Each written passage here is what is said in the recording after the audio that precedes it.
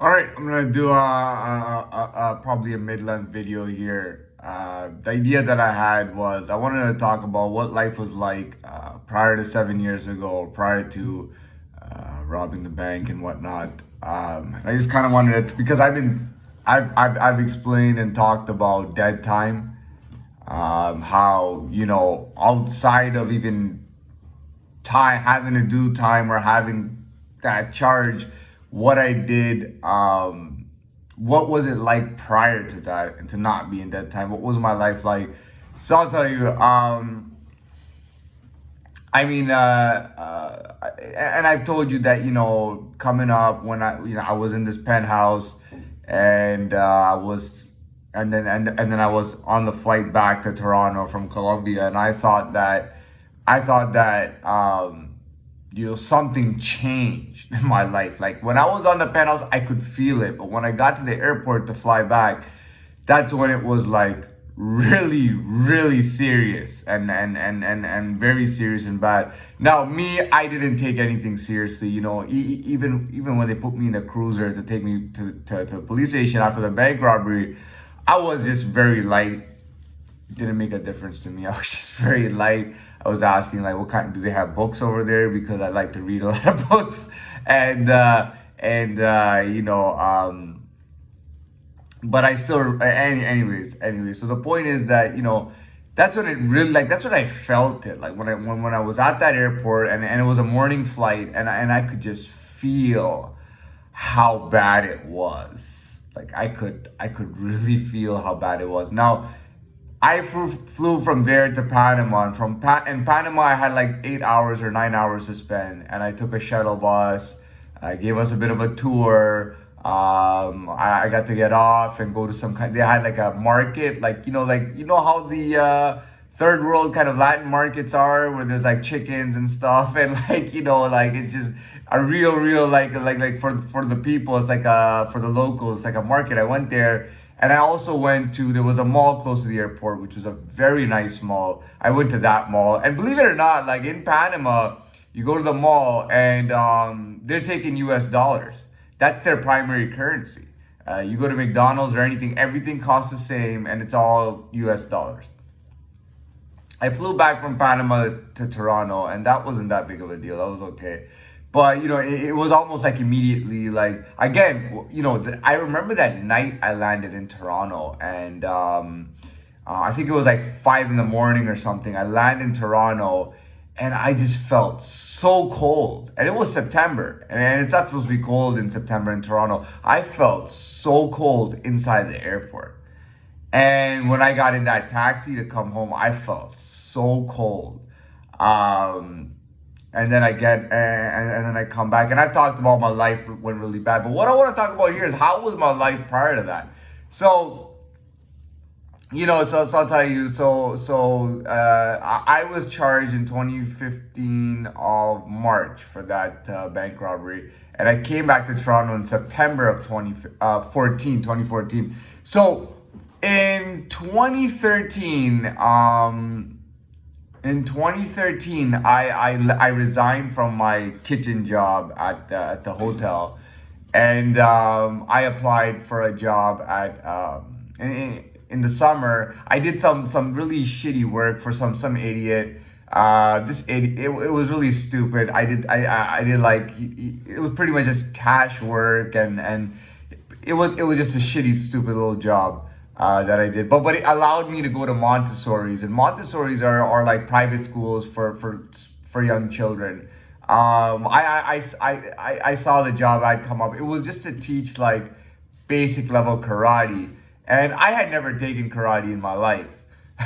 But I went there, and the guy said, "Dude, this is like really basic level karate that you're teaching the kids, and we're gonna train you on." And okay, whatever. The guy was running his own private business, and it was like he had like contracts to like 12 different private schools in the cities, in the surrounding cities of Toronto. He had like 12 or 14 private schools. It allowed me to go to private schools and teach kids from like age 3 to age 11. I mean, I didn't have a problem. They didn't like me. They didn't like the way I was teaching. I was just very friendly with the kids. I would laugh and I would have a good time with them, and I wasn't strict on them at all, and they didn't like that. They didn't like the fact that I let them screw around and have fun and do all that stuff. And well, the kids had a lot of fun with me, so I was glad to do that. Anyways, they didn't want to keep me on there. So I applied for a job, part-time job at Hudson Bay Company, which is and I talked about the British and the French, how they had a very high racket, profit racket off of the furs of all these animals in the north. I mean, because nobody lives in Canada. You know what I mean? Canada is a huge country that nobody lives in. There's so much land where you have animals that grow like this amazing furs, like these amazing furs because of the cold and the weather. And these are really good furs. So that was a Hudson Bay Company in the 1800s. In the 1800s, it was called the Hudson Bay Company. And I think like 60 years ago, they opened up a department store called the Hudson Bay Company. It's the same people and the same family, apparently, that did the fur trade. That was called the Hudson Bay Company, the people who did the fur trade in Canada. So I got a job for that Hudson Bay. I applied for a job. I wanted to work in men's footwear. I got that job. But you know, actually got commission. I don't think they do it anymore. But when I got the job, I got commission.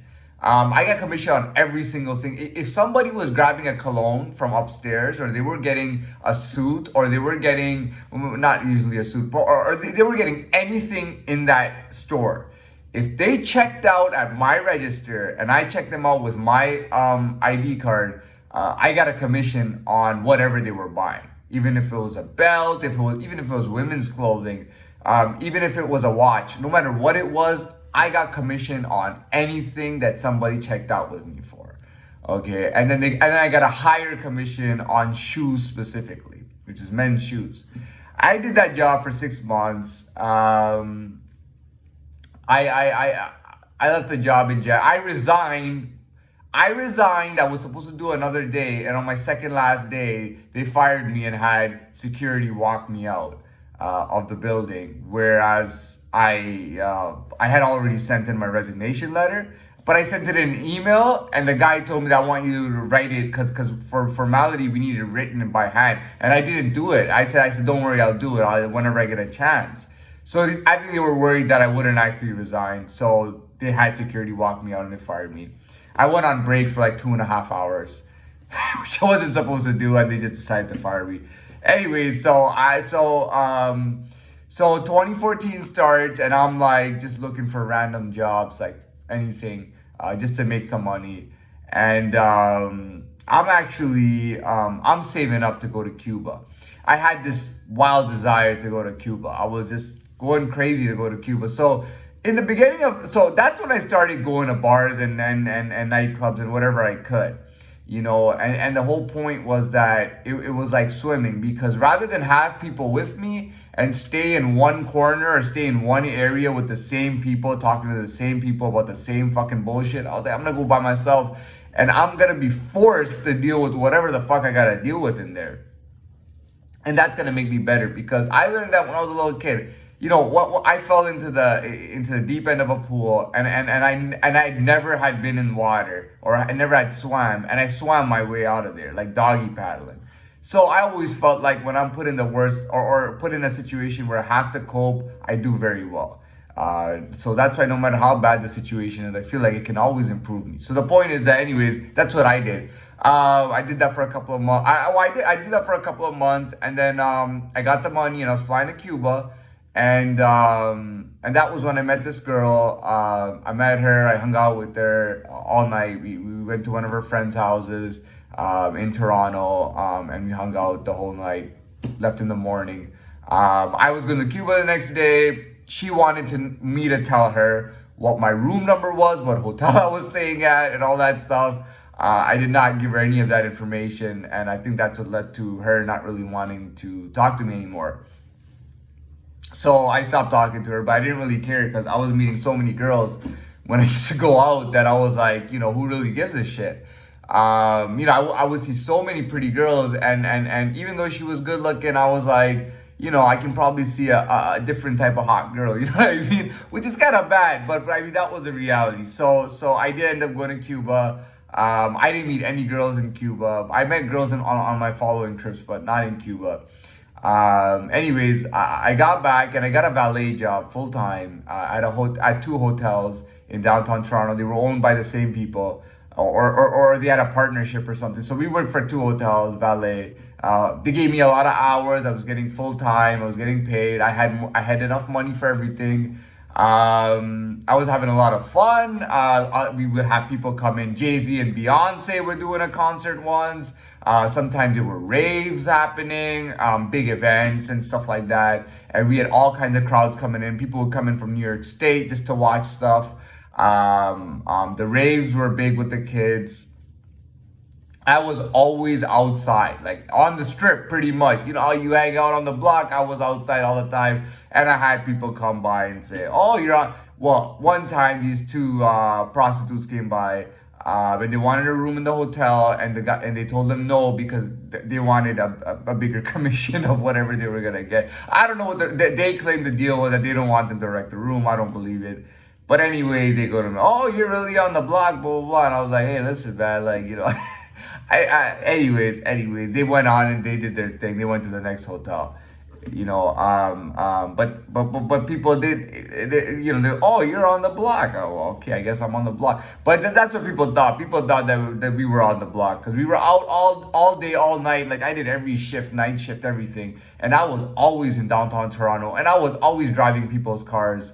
Everybody who did valet, if somebody wasn't using their car, they were going to sleep that night and they would say, okay, I'm going to sleep. I take their car out for the whole night. And if it was in the daytime and somebody was going in on a day shift, which I didn't, most of the time I had night shifts, but when I did have a day shift, I would just take a long route, take it for like 20, 30 minutes before I went and parked it. And I'd have a good time driving people's cars. I blast music and I drive all around and then I park their cars. In June, I went to Dominican Republic. I went to the Dominican Republic. I stayed at a resort. I was trying to look for girls and stuff. And it was easy, but you know things got fucked up, and then I wasn't able to pick up any girls, and I ended up picking up a girl. There was two girls there from Vancouver, Canada, who were staying at a better. Apparently, they were staying at a better resort, and they decided to come to our resort or to switch. I don't know what the deal was, but I ended up hanging out with them for about 3 or 4 days. I was there for a week, so the last 3 or 4 days I hung out with them. Came back. I had a membership at an arcade, like this big arcade place that had batting ranges and everything. And I would go to the before work. It was on my way to work. So before work, I'd go there and I'd hit the batting ranges, and then I'd play the arcade games and stuff. You know, trying to get high scores on. It was a huge place, and I had an unlimited membership, monthly membership. So I was playing all these arcade games and stuff. From there, I'd go to work, hang out at work all day. All day, you know, I would hit on girls all the time. Some of the other guys would too, but I would really hit on girls. Since I got that job, I would hit on all the girls who came through, all the girls who were staying. Sometimes they tell me I have a boyfriend. I'd be like, okay, you know, I won't really hit on you hard, but I'll still, you know, but whatever the case, but it's cool. And I'd see a lot of girls. Downtown Toronto, I don't know about now, but in 2014, downtown, now it's like shit. Like this city is collapsing so bad. We have so many immigrants here that the city can't hold itself. Our subways are packed. We don't have enough it's the subway space anymore. People have to wait for the fourth train to come. This city is collapsing. We have so many immigrants, like this city cannot even hold the amount of immigrants we have. People are staying in apartments, 2-bedroom apartments, like 10 people. It's absolutely insane. So yeah, so that's the deal. So back then it was, I mean, downtown Toronto had some of the most beautiful girls ever met. Every girl that was staying at a hotel or hanging out there would be walking through that area. That was the busiest part where we would see all the people. So there was so many pretty girls that were walking by, and I would be talking to so many pretty girls all day long. I'm running out of time, so I'm gonna go to the next video.